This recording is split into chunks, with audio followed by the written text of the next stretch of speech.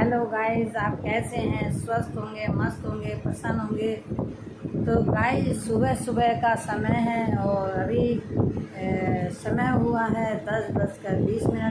मैं एक छोटा सा ब्लॉग बना रही हूँ, तो दोस्तों आपको पसंद आएगा। और आज दोस्तों है एकादशी, देवशैनी एकादशी है आज। आषाढ़ मास के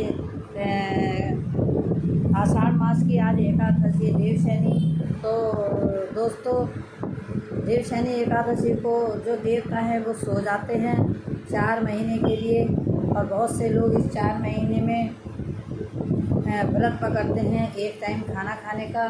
तो अब सब देवता सो गए हैं, और अब शायद हमारे जो सनातन धर्म है, इन सनातन धर्म में शादियाँ नहीं होती हैं जब देव सो जाते हैं। और देव उठनी जब एकादशी आती है तो यह कार्तिक मास में आती है। हमारे यहाँ जब भी शादियाँ शुरू होती हैं। तो दोस्तों, आज देवशैनी एकादशी है, तो आप मेरी बहनें सारा एकादशी का व्रत जरूर रखें और नियम पालन से रखें, और अपना सवेरे उठ करके नहा धो करके भगवान के नीचे पीला वस्त्र बिछाएं और भगवान को नहलाएं, माला पहनाएं, पीले रंग के कपड़े पहनाएं, अलमारी साफ करें, पंचामृत से भगवान को नहलाएं। और भगवान के सबको तिलक लगाना ज़रूर चाहिए। दोस्तों, तिलक लगाने का बहुत बड़ा महत्व होता है, तो तिलक ज़रूर लगाना चाहिए। और क्योंकि जिस तरह से हमारे घर में कोई अतिथि आता है तो हम उसका जैसे चाहते हुए भी तिलक करते हैं, लेकिन जैसे कोई बड़ा नेता वगैरह हमारे शहर में आता है तो आप जानते हैं कि हम उसका तिलक करते हैं। तो इस तरह जो विशेष होता है उसका तिलक होता है। तो हमारे यहाँ हमारे शरीर में जो बुद्धि विशेष होती है, क्योंकि यह पूरे शरीर का संचालन करती है, तो इसलिए यहाँ पर तिलक होता है, मस्तक पर हमारे यहाँ पर तिलक होता है इसलिए। और गाइस, अगर आप व्रत रखते हैं तो अपने हाथ में 3 तागे सूत के ले करके और 3 चम्मच जल छिड़क के अपना हाथ ऐसे रख लें, और उसमें फूल चावल नहीं लेने, तिल ले लेने हैं, और उसमें कुमकुम का या हल्दी का तिलक या चंदन का तिलक भी लगा दें, और एक मीठा रख लें, चाहे केला रख लें, फल रख लें, और कुछ पैसे रख लें दक्षिणा के लिए। और संकल्प करें कि मैं आज एकादशी का व्रत रखूँगा या रखूँगी, और वो दक्षिणा अगले दिन जब आप व्रत खोलें तो वो पंडित जी को दे आए मंदिर में। तो आपका व्रत, जो आप व्रत का संकल्प करोगे तो आपका व्रत भगवान पूर्ण करेगा। क्योंकि हम लोग अगर कोई भावना भी रख लेते हैं मन में, तब भी भगवान हमारी भावना को पूर्ण, जो हमारे मन में होता है उसे पूर्ण करते हैं, व्रत रखने की क्षमता देते हैं, शक्ति देते हैं। तो दोस्तों, आप संकल्प करेंगे तो भगवान पूरा भी करेगा। और मैं तो कहती हूँ भगवान मेरी भी और आपकी भी सबकी मनोकामना पूर्ण करे। और दोस्तों, आज एकादशी की कथा में ये बताया गया है कि एक राजा था, उस राजा के राज्य में बारिश नहीं हो रही थी। तो सब प्रजा कहने लगी कि राजा पापी है, राजा का जो पाप है उसके प्रजा के सामने आ रहा है, इसलिए वर्षा नहीं हो रही है। तो राजा को दिन रात ताने मारे प्रजा ने। तो राजा दुखी होकर जंगल में चला गया। तो वहाँ पे 7 ऋषि बैठे थे, तो उन्हें सबको प्रणाम करके बोला, अंगारे ऋषि, आप सब ऋषियों में श्रेष्ठ हैं, आप बताएं कि हमारे राज्य में वर्षा नहीं हो रही है, तो इसका क्या कारण है। तो अंगारी ऋषि जो थे उन्होंने बताया कि आपके राज्य में एक शूद्र तपस्या पूजा कर रहा है, इसकी वजह से वर्षा नहीं हो रही है।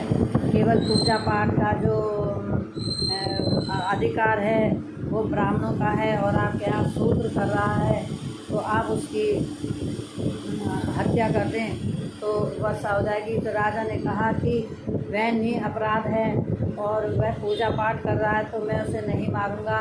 तो आप कोई और मुझे उपाय बताएं जिससे वर्षा हो जाए, मैं वह सब उपाय करूंगा।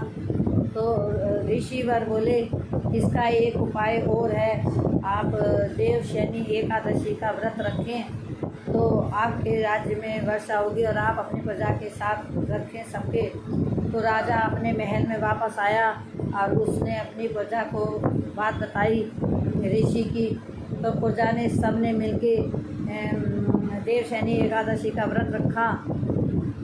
तब राज्य में वर्षा हुई, लगातार वर्षा होती रही। तब भगवान ने उनकी मनोकामना पूर्ण करी। उन्होंने अपराध हत्या नहीं करी। तो इस तरह से जो देवशयनी एकादशी का व्रत रखते हैं, चातुर्मास का व्रत रखते हैं, वो आज से एक टाइम खाना भी छोड़ देते हैं, एक टाइम खाना खाते हैं और जो रखना चाहे रख लें। और बरसात वैसे चले तो दोस्तों, बरसात में अगर हम कम खाना खाएंगे या एक टाइम खाएंगे तो वो इसलिए कहते हैं कि ये बीमार आदमी इसमें ज़्यादा खाने से बीमार होता है, कम खाने से नहीं होता। व्रत रखने से व्रत भी हो जाता है और चातुर्मास में कम ही खाना चाहिए बरसात के दिनों में। तो दोस्तों, आज जो हम खाना खाते हैं उतना खाना हम कल को सवेरे उठ कर के 6 बजे से 7 बजे के लगभग हमें अपना व्रत का पारण कर लेना चाहिए। और जो हम खाना, जैसे हम दाल चावल रोटी, दाल चावल मीठा दक्षिणा, जो आलू, कोई भी सब्ज़ी आप थाली में रखे पंडित जी को कच्चा सीधा दे सकते हैं। और अगर आपसे हो तो आप पक्का सीधा भी दें, पंडित जी को घर बुला लें।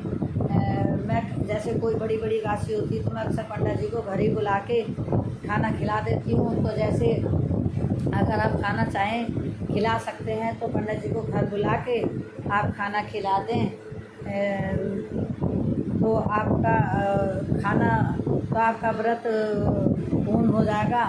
और कल यानी कि 18 तारीख है, 18 तारीख में आप सुबह अपने व्रत का पारण 6 बजे से 7 बजे के बीच में कर लेना। तो क्योंकि दोस्तों, जिस तरह व्रत रखने का महत्व होता है, इसी तरह व्रत खोलने का महत्व होता है। और आप, अगर आपको कुछ मेरे ऊपर, अगर इसमें कोई कथा में अगर आपको कोई शंका है तो आप मतलब व्रत खोलने का समय किसी और ब्राह्मण से हो सकते हैं, लेकिन परंतु मैंने आपको सही समय बताया है। और कल को सुबह उठकर पंडित जी को खाना दे दें और या खिला दें तो सबसे, अगर आप खाना खिलाएंगे तो सबसे उत्तम रहेगा। और अगर नहीं तो कच्चा सीता ही आप निकाल के पंडित जी को दे दें। जितना हम व्रत के दिन खाना नहीं खाते उतना खाना हमें अगले दिन दान कर देना चाहिए। तो इस तरह से हमारा व्रत पूर्ण हो जाएगा। तो दोस्तों, आप लोग व्रत श्रद्धा भक्ति से रखें, ज़मीन पे सोएं और मंदिर में जाएं, कीर्तन भजन करें। और रात में भी ज़मीन में सोएं, अगर हो सके तो ज़मीन में सोएं। और नहीं तो कोई वो नहीं है भैया, आजकल कीड़ों वगैरह का बहुत डर रहता है। तो दोस्तों, एकादशी के दिन ज़्यादा किसी से बोलना नहीं चाहिए, ज़्यादा किसी से झूठ नहीं बोलना चाहिए, लड़ना नहीं चाहिए और गुस्सा वगैरह नहीं करना चाहिए। और तो दोस्तों, आज की मैंने आपको जितना मुझे ज्ञान था मैंने उतना बता दिया। और दोस्तों, मैं हमेशा बताती हूँ, जब आप पूजा करके उठें तो अपने आसन के नीचे थोड़ा सा चम्मच से जल छोड़ करके आसन के नीचे और उसे ऐसे चुमें 2-3 बार। और तब अपने आसन पे से पूजा करके जब उठें, जब उसमें जल नीचे छिड़क दें। वरना जो आप अगर इस तरह पूजा करके जल छोड़ के नहीं उठेंगे तो वह पूजा आपको नहीं प्राप्त होती है। ये विधान है, ये हमारे शास्त्रों में लिखा है। लेकिन अगर आप नहीं करते हैं तो ऐसा नहीं है कि पूजा का फल नहीं मिलेगा। जो सच्चे मन से भगवान की पूजा भक्ति करते हैं, श्रद्धा करते हैं, तो सबको तो पूरा ज्ञान नहीं होता है। तो भगवान भी, अज्ञानी का भी भगवान मालिक है, ऐसी बात नहीं है। लेकिन जो हम बता रहे हैं ये भी हम शास्त्रों के द्वारा हमने सुना है। और मैंने शक्तिपीठ में कई बार सत्र करे हैं, तपस्या करी है, तो इसलिए मुझे इतना ज्ञान है। गुरुकुल में रह करके मैंने बहुत कुछ सीखा है। तो प्लीज़ आपको जो बात मेरी अच्छी लगे उसे ग्रहण कर लेना, और अगर कोई गलत लगे उसे क्षमा कर देना।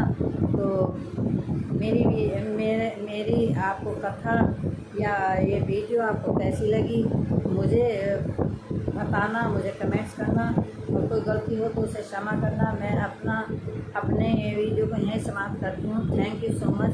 साधना बिश्नोई।